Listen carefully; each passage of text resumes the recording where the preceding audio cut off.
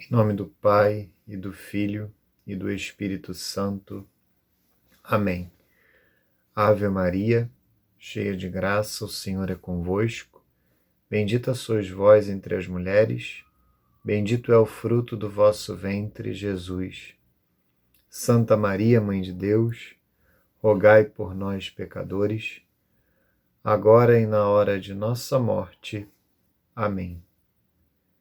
Glória ao Pai, e ao Filho, e ao Espírito Santo, assim como era no princípio, agora e sempre, e por todos os séculos dos séculos. Amém. Nossa Senhora, Consoladora dos aflitos, auxílio dos cristãos, rogai por nós. São José, rogai por nós. São João Bosco, rogai por nós. Santo Agostinho, rogai por nós. Santa Mônica, rogai por nós. Santa Madalena de Nagasaki, rogai por nós. São Pio X, rogai por nós. Em nome do Pai, do Filho e do Espírito Santo. Amém. Iniciamos agora a terceira aula relacionada à catequese do quinto mandamento. E nesta aula especificamente, nós falaremos da paz e da guerra. Na primeira aula sobre o quinto mandamento, nós falamos acerca da legítima defesa e distinguimos que há 3 modalidades de legítima defesa.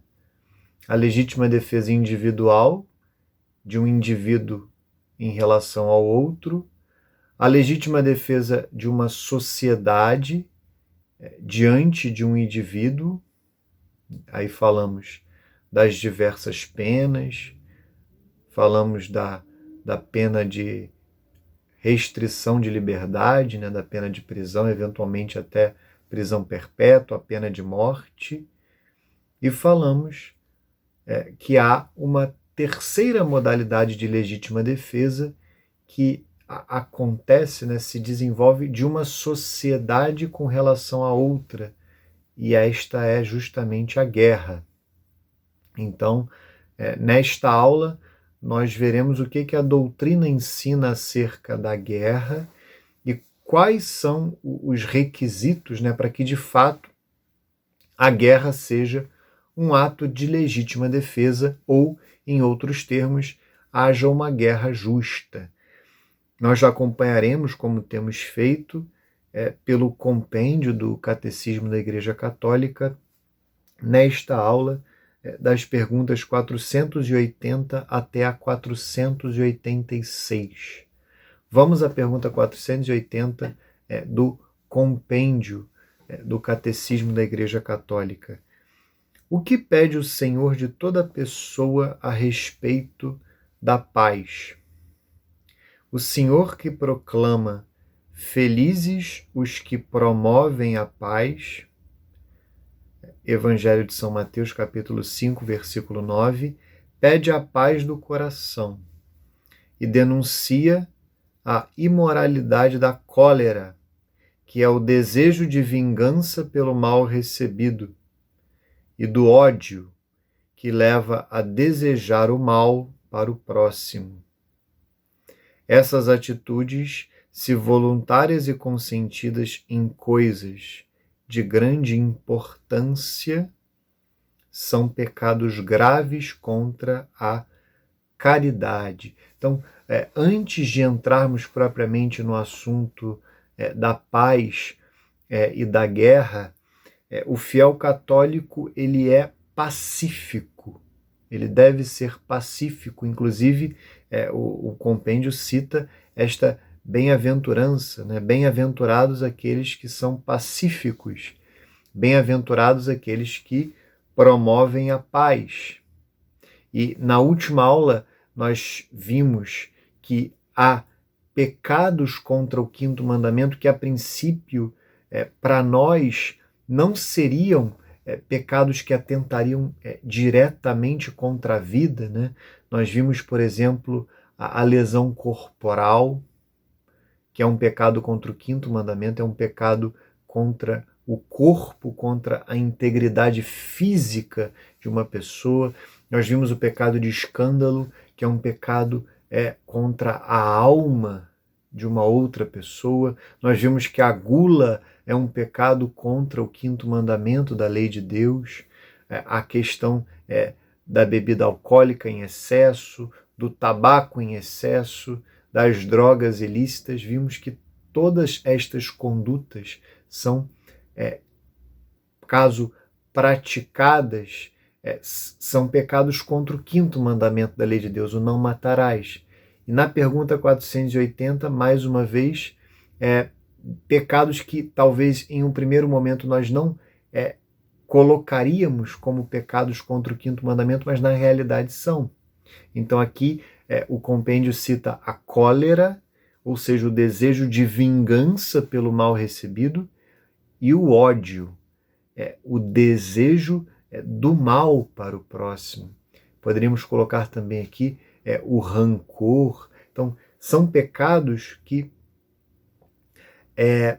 atentam contra o quinto mandamento da lei de Deus, por mais que são pecados que permanecem, digamos, no coração, no desejo.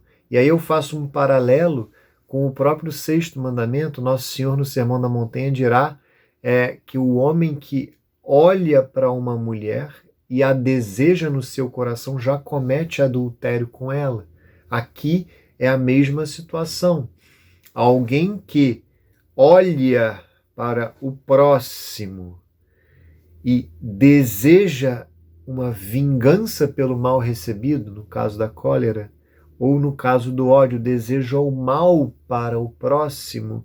Então, essa pessoa, ela acaba por, de alguma forma, matar o próximo no seu coração. Então, é esse o ponto. É pecado contra o quinto mandamento, porque nessa situação, em maior ou menor grau, o que nós fazemos concretamente é matar, assassinar o próximo, mas nos nossos corações. E por isso pecamos, e pode ser até que pequemos gravemente contra o quinto mandamento da lei de Deus. Pode ser um pecado, está escrito aqui, gravemente contrário à caridade. Então, cólera, ódio, rancor são pecados contra o quinto mandamento da lei de Deus, não matarás. E aí na pergunta 481, o compêndio definirá o que é a paz no mundo, né? O que significa paz? E é importante dizer, né, fazer esta ressalva. O fiel católico ele deve ser pacífico, ele deve promover a paz, mas ele não é um pacifista. Ou seja, em primeiro lugar, nós precisamos definir o que é a paz, o que a doutrina católica define acerca da paz, e, evidentemente, não se trata de uma paz a qualquer preço, o que seria até pecado, e é o pecado do pacifismo. O fiel católico ele não é pacifista, muito pelo contrário, há sim um dever moral de luta por parte de um fiel católico, há sim um dever cristão de luta.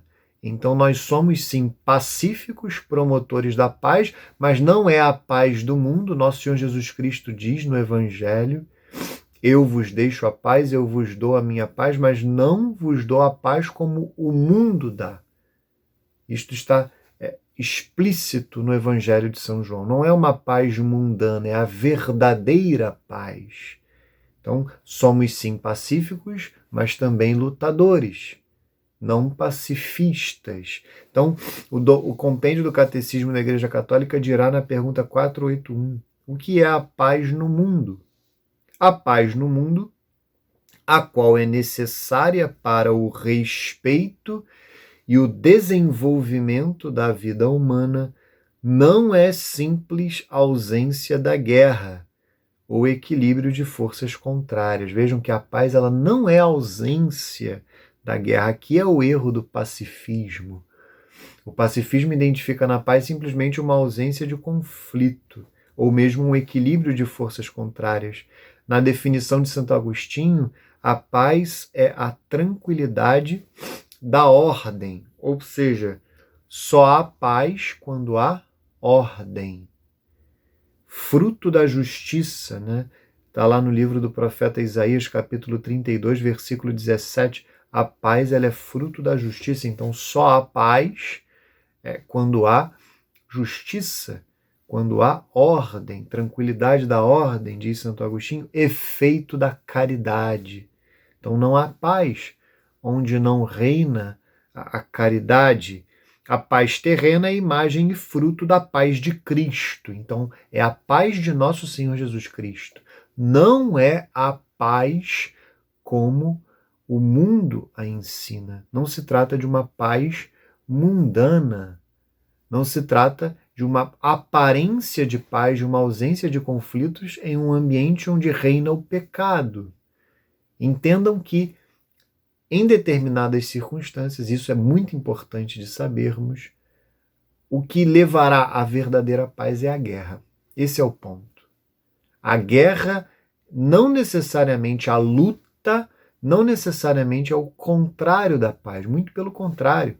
Em determinados momentos, e aí vem a definição da legítima defesa, que foi dada na primeira aula sobre o quinto mandamento, em determinados momentos, apenas a guerra, apenas a luta promoverá a paz, a verdadeira paz, a paz de nosso Senhor Jesus Cristo, tranquilidade da ordem, fruto da justiça, efeito da caridade, como está escrito aqui na pergunta 481.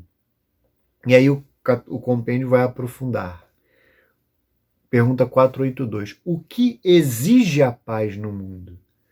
Exige a justa distribuição e a tutela dos bens das pessoas. Poderíamos identificar aqui a virtude da justiça, a vontade constante e perpétua de dar a cada um aquilo que lhe é devido. Então, a justa distribuição e a tutela dos bens das pessoas, a livre comunicação entre os seres humanos, o respeito pela dignidade das pessoas e dos povos, a prática assídua da justiça e da fraternidade. Vejam que muitas vezes nada disso está presente e não há conflito. Contudo, não há paz. Então, essa distinção é fundamental. Até é importante, até penso acrescentar aqui, uma sociedade que presta o culto devido a Deus, ao Deus verdadeiro, ao Deus unitrino, uma sociedade verdadeiramente católica. Não há paz fora da fé católica, não há paz fora da verdade. Então vejam que não é a ausência de conflitos, a ausência de guerras que significarão a paz. Esse é um erro que muitas pessoas cometem hoje, inclusive dentro da igreja. Não é uma paz a qualquer preço. Somos pacíficos, não pacifistas. E sem dúvida alguma, isso a história mostra, em determinados momentos, o que de fato promove a paz é a guerra, é o conflito, é a luta dos bons contra os maus, é claro, do bem contra o mal, a luta dos fiéis católicos, daqueles que desejam o bem, desejam promover o bem, contra aqueles que impedem que o bem aconteça, tanto o bem temporal, o bem material, mas também o bem espiritual, o bem comum, poderíamos dizer. Então, assim, a guerra como um meio de legítima defesa ou guerra justa. E é isso que o catecismo passará a tratar na pergunta 483. Quando é moralmente permitido o uso da força militar? Ou seja, quando é que nós poderíamos falar de guerra justa? Quais são os requisitos que a doutrina da Santa Igreja coloca para que uma guerra seja considerada justa, seja considerada um ato de legítima defesa. Pergunta 483. Quando é moralmente permitido o uso da força militar? O uso da força militar é moralmente justificado pela presença contemporânea das seguintes condições. Então vejam que a doutrina social, poderíamos dizer, da Igreja, exige a presença de todos esses requisitos ao mesmo tempo. Não é um ou outro, ou seja, é a presença de todos eles. E aí começa a elencar. Presença contemporânea das seguintes condições para que o uso da força militar, para que a guerra seja moralmente justificada. Certeza de um durável e grave dano sofrido. Né? Poderíamos falar, é uma situação de injustiça, durável e grave. Certeza de um durável e grave dano sofrido. Ineficácia de toda alternativa pacífica. Fundadas possibilidades de êxito através da luta. Ausência de males piores, ou seja, a luta armada, o uso da força militar, a guerra, não trará males piores do que aqueles já existentes, considerando o atual poder dos meios de destruição. Então aqui é uma observação mais recente, né, que foi acrescentada, diante, é claro, dos meios de destruição que existem hoje. Não há como não pensar na bomba atômica. É evidente que uma guerra nuclear, os critérios, né, para se considerar se é moralmente permitido o uso da força militar quando pensamos na bomba atômica, é totalmente diferente quando os meios eram outros, né? Eram potencialmente bem menos destrutivos, né? Hoje há meios de destruição muito agressivos, muito fortes, poderíamos dizer, mas, por outro lado, mais precisos. Então, é uma questão, de fato, complexa, mas é importante ressaltar, a exemplo do que eu falei a respeito da pena de morte, na realidade do que a doutrina da Santa Igreja fala a respeito da pena de morte, a Santa Igreja ela coloca os princípios, mas quem executa, quem é chamado a executar, a aplicar a pena concretamente é a autoridade civil. No que diz respeito à guerra é o mesmo. Aqui estão os princípios, aqui estão os requisitos para que uma guerra seja justa, para que o uso da força militar seja moralmente permitido. Mas quem vai aplicar estes princípios na prática é a autoridade civil, a legítima autoridade civil, que, claro, deve se subordinar à autoridade eclesiástica, ao poder espiritual, naquilo que lhe diz respeito, em especial em matérias de fé e moral, e a Deus, é claro. Todo o poder emana de Deus e em seu nome deve ser exercido. Então, vou repetir as condições para que o uso da força militar seja moralmente permitido, para que a guerra seja justa. Certeza de um durável e grave dano sofrido. 1. Ineficácia de toda alternativa pacífica. 2. Fundadas possibilidades de êxito. 3. Ausência de males piores, considerado o atual poder dos meios de destruição. 4. Então, esses são os 4 requisitos para a guerra justa. Pergunta 484, que é o que eu acabei de falar, né? Em caso de ameaça de guerra, a quem cabe a avaliação rigorosa de tais condições? Cabe ao juízo prudente dos governantes, autoridades civis. A quem compete também o direito de impor aos cidadãos a obrigação da defesa nacional, salvo o direito pessoal à objeção de consciência, a se realizar com outra forma de serviço à comunidade humana, à sociedade.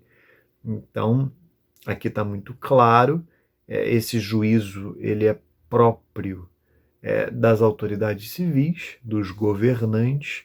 Foi até algo que eu mencionei a respeito, por exemplo, da pena de morte, que é um juízo que é próprio das autoridades civis. Juízo prudente dos governantes. Então, a Santa Igreja Católica ela coloca os princípios, né? E quem aplica estes princípios, quem deve ou deveria aplicar estes princípios no caso concreto, são os governantes, são as autoridades civis. E é interessante que aqui no compêndio também se coloca essa questão do dever dos cidadãos, dos súditos, de defenderem a nação, né? Defenderem a sociedade, pegarem em armas.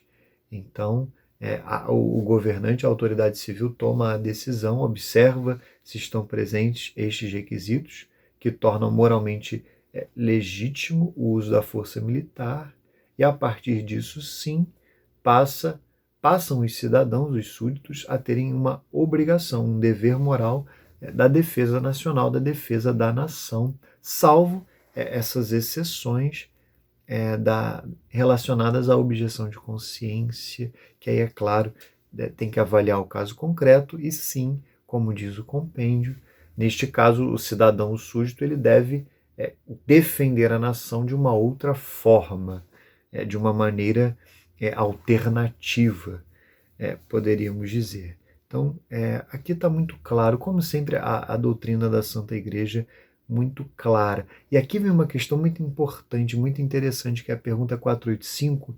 E na guerra, durante a guerra, né? É muito comum vermos filmes, eventualmente documentários, seriados sobre guerras, né? Podemos citar de maneira especial até a Segunda Guerra Mundial. Há um grande material disponível sobre ela. Mas e no meio do conflito? Permanece a lei moral? O que a lei moral exige em caso de guerra? Mas não só com relação às autoridades civis, mas com relação aos próprios soldados, os próprios militares. O que exige a lei moral durante o conflito? Isso é muito interessante, é muito importante. Porque, diferentemente do que alguns poderiam pensar, não há a lei moral não pede licença durante uma guerra, ela continua a ordenar os atos humanos durante a guerra, durante o conflito. E o que ela manda objetivamente? É o que responderá a pergunta 485 aqui do compêndio. Em caso de guerra, o que exige a lei moral? A lei moral permanece sempre válida, sempre vigente, poderíamos dizer, mesmo em caso de guerra. Ela exige que se tratem com humanidade os não combatentes. Então aqui está aqueles que não pegaram em armas, né? Os cidadãos que não estão fardados, não estão ali no exército, né? Os civis, nós poderíamos dizer, os não militares. Então eles devem ser tratados com humanidade. Os soldados feridos e os prisioneiros. Então vejam estes três grupos, né? Os civis, os soldados feridos e os prisioneiros. Não há legítima defesa com relação a essas pessoas. É evidente, com relação a um soldado do exército inimigo, se eu o firo ou mesmo o mato, tiro a sua vida, eu ajo em legítima defesa. Porque caso eu não o abata, caso eu não o fira, ele me ferirá, ele tirará a minha vida. É aquilo que nós já falamos na primeira aula. Agora, um civil que não está armado, um soldado ferido, um prisioneiro, ele deve ser tratado com humanidade. A essas pessoas não se aplica a legítima defesa concretamente, mesmo durante o conflito.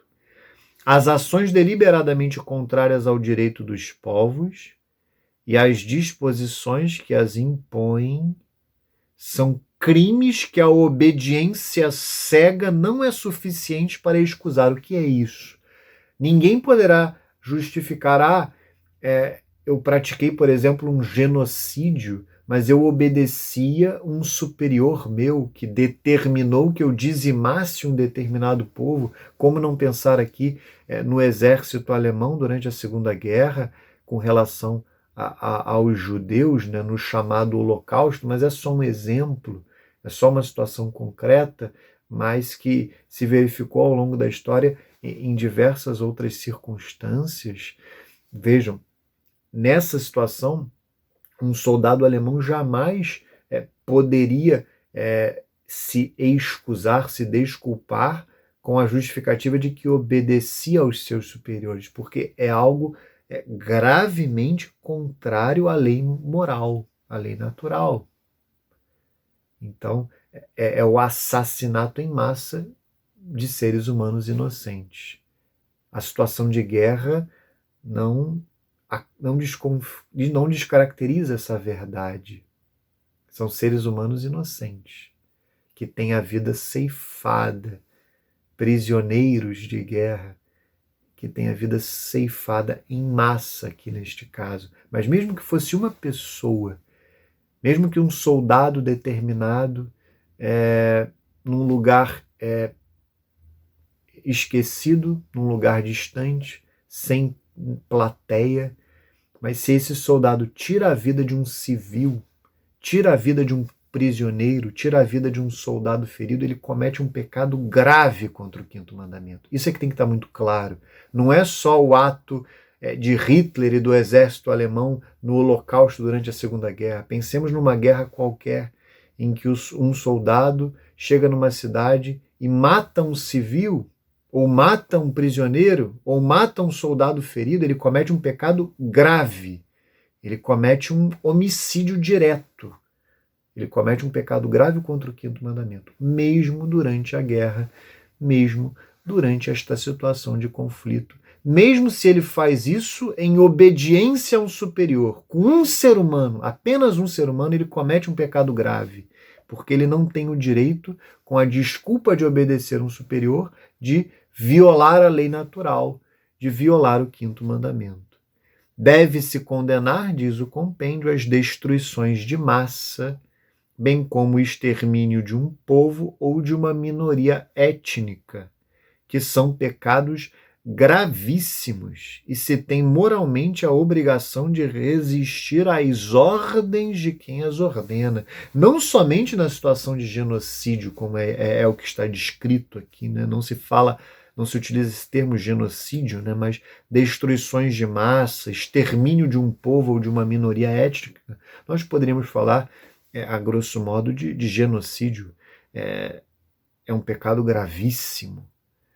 E claro que se tem moralmente a obrigação de resistir às ordens de quem as ordena, de quem determina o genocídio, mas não somente no caso do genocídio. Se um superior hierárquico determina a morte de um civil, de um prisioneiro, de um soldado ferido do exército inimigo, a pessoa em questão ela já tem o dever de resistir. Já tem o dever de resistir a esta ordem que determina o pecado. É uma vida humana, insubstituível, única. Então, nesse caso o soldado obedeça, ele peca gravemente. Ele peca gravemente contra o quinto mandamento. E é claro que o superior também, e ainda mais, o superior peca de maneira ainda mais grave. Claro, a responsabilidade superior é ainda maior, sem dúvida nenhuma. Então isso tem que estar muito claro para nós. A permanência da moralidade, a permanência da lei moral, a permanência da validade, da vigência da lei moral durante a guerra, durante a situação de conflito. Isso é muito importante que esteja claro para nós. E a última pergunta, a 486, o que é preciso fazer para evitar a guerra? Deve-se fazer tudo o que for razoavelmente possível para evitar de qualquer modo a guerra, dados os males e as injustiças que ela provoca. Em particular, é preciso evitar a acumulação e o comércio das armas não devidamente regulamentadas pelos poderes legítimos, as injustiças, sobretudo econômicas e sociais, as discriminações étnicas e religiosas, a inveja, a suspeita, o orgulho e o espírito de vingança. O que se fizer para eliminar essas e outras desordens ajuda a edificar a paz e a evitar a guerra. O que o compêndio faz aqui é observar a questão de uma maneira muito ampla e ver que a situação da guerra ela acaba por ser fruto, no final das contas, de toda uma desordem social, que por sua vez é fruto de uma série de pecados individuais, sem dúvida nenhuma. Mas é importantíssimo ler esta resposta à luz das outras, em especial aquela que fala da paz, do que é a paz de Nosso Senhor Jesus Cristo, e aquela que coloca os requisitos de uma guerra justa. Então, a guerra ela somente deve ser evitada quando não estão presentes um ou mais requisitos necessários para a guerra justa. Quando estão presentes todos aqueles requisitos, a guerra não somente ela é uma opção, ela é um dever. Isso tem que estar muito claro também. Naquela situação em que estão presentes os requisitos necessários para que a guerra ou o uso da força militar seja moralmente legítimo, moralmente permitido, a guerra aqui não é somente uma opção, ela é um dever da autoridade civil. Ela é um dever, porque é através da guerra que acontecerá a paz. Então, caso não estejam presentes aqueles requisitos, um ou mais, aí sim a guerra deve ser evitada. E também uma outra observação é importante, de modo algum, evidente, não se trata aqui de um ingênuo convite ao desarmamento, seja das pessoas individualmente consideradas, seja das nações. Quando se fala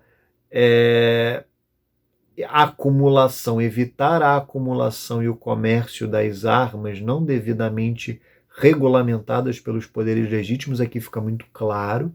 No que diz respeito aos súditos, aos cidadãos, o armamento deve ser regulamentado, ou seja, deve ter uma regulamentação, um controle das autoridades civis, um controle adequado, ordenado, para que os cidadãos tenham o direito de ter a sua arma, de se defenderem. Então, essa situação toda deste desarmamento que nós vivemos hoje, essa promoção do desarmamento, ela é totalmente desordenada e totalmente contrária à doutrina da Santa Igreja. Aqui fica muito claro: evitar a acumulação e o comércio das armas não devidamente regulamentadas pelos poderes legítimos. Então, sim, há um dever de regulamentação, há um dever de ordenação do comércio das armas, tanto por parte dos cidadãos, individualmente considerados, das famílias. As famílias,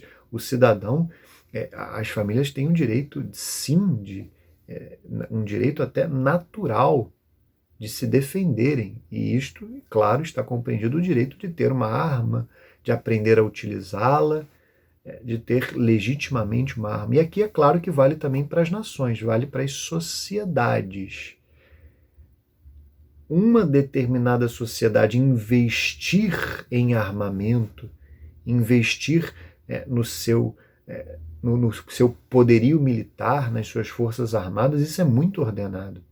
O que não pode acontecer é uma desordem, um acúmulo desordenado de armas, um investimento exagerado nas armas, nas forças armadas, enquanto outras realidades igualmente importantes ou até mais importantes são negligenciadas. Aí sim, quando há uma corrida armamentista exagerada, desordenada, aí sim há algo contrário ao quinto mandamento. Há algo sim desordenado. Mas, quando isso é feito de maneira ordenada, tanto por parte dos cidadãos como por parte das nações, das sociedades. Muito pelo contrário, o que há é cumprimento do quinto mandamento. O que há é legítima defesa. Isso tem que estar muito claro para nós, tá bom? Ficamos por aqui, então, nesta terceira aula do quinto mandamento. Fica completo o conteúdo do Catecismo da Igreja Católica e do compêndio do Catecismo da Igreja Católica. Então, teremos ainda apenas uma aula sobressalente que falará dos catecismos tradicionais, ressaltará alguns aspectos da doutrina tradicional, que é a doutrina de sempre, que é a doutrina que nós ensinamos em todas as aulas, mas os catecismos tradicionais, eles sempre têm algo que chama a nossa atenção e que precisa ser resgatado no ensino da doutrina da Santa Igreja, neste caso a respeito dos mandamentos. Então, na última aula, traremos, como temos feito em cada mandamento, lições preciosas, tanto do Catecismo Romano como do Catecismo de São Pio X, esse apêndice das aulas relacionadas a cada um dos mandamentos. Viva Cristo Rei, salve Maria Santíssima, Consoladora dos aflitos, auxílio dos cristãos, viva São José, viva São João Bosco, Santo Agostinho, Santa Mônica, Santa Madalena de Nagasaki, São Pio X. Em nome do Pai, do Filho e do Espírito Santo. Amém.